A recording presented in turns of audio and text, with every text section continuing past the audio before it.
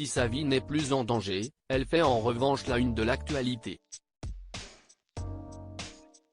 Le 22 avril dernier, aux alentours de 5h30 du matin, Kenji Girac a été blessé au thorax par un tir qu'il a qualifié lui-même d'accidentel. Ce jour-là, il se trouvait dans un campement de gens du voyage, situé à Biscarrosse dans les Landes. En effet, bien qu'il gagne des millions d'euros, et qu'il soit l'un des chanteurs les plus populaires de sa génération, Kenji Girac vit la moitié de l'année dans une caravane. Ainsi, comme chaque été, il avait rejoint sa communauté pour profiter des beaux mois à vadrouiller à travers la France. Un mode de vie gitan, auquel le gagnant de The Voice saison 3 est particulièrement attaché, comme il l'avait confié aux Parisiens, en 2020. La vie de luxe, ce fils d'élagueur qui continue de prêter main forte à sa famille sur certains chantiers ne s'y fait pas. Au contraire, il s'y sent comme en prison, piégé. Ce dont il a besoin, c'est la nature, la pluie, le soleil, la famille, les soirées autour du feu. En somme, la liberté.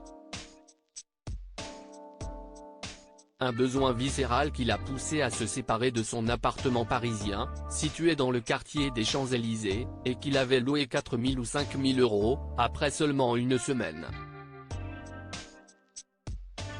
À la place, Kenji Girac a préféré investir dans un pavillon en banlieue parisienne, où il séjourne durant les mois d'hiver.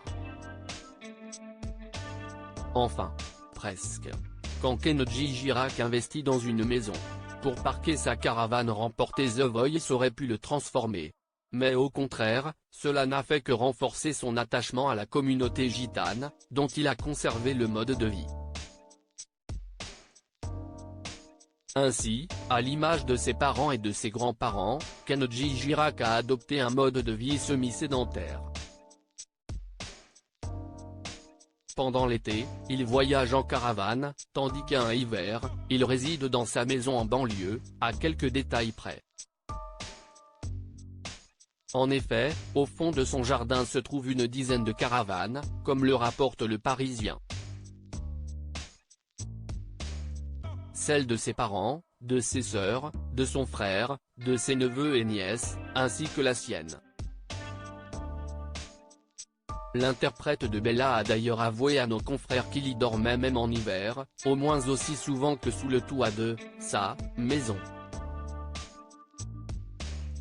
Article écrit en collaboration avec 6 médias. Crédit photo, Dominique Jacovide.